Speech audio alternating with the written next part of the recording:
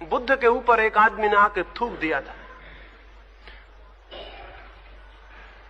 थूक के वो चला भी गया, फिर बाद में पछताया और दुखी हुआ, क्योंकि बुद्ध ने तो उस थूक को सिर्फ पहुंच लिया था और उस आदमी से कहा था कुछ और कहना है।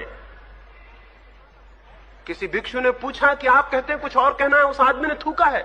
बुद्ध ने कहा कोई बात इतनी प्रगाढ़ रूप से कहना चाहता होगा जिसे शब्द कहने में समर्थ नहीं हो सके, इसलिए थूक के उसने जाहिर किया है। गुस्सा तेज है, उसने गुस्से को जाहिर किया है।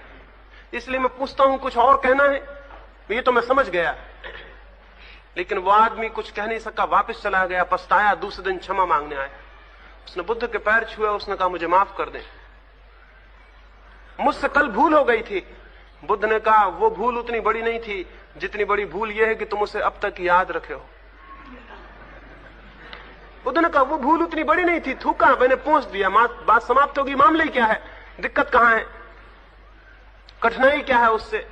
लेकिन ये कि तुम उसे अभी तक याद रखे हो, 24 घंटे बीत गए, ये तो बहुत बड़ी भूल है, ये तो बहुत बड़ी भूल है।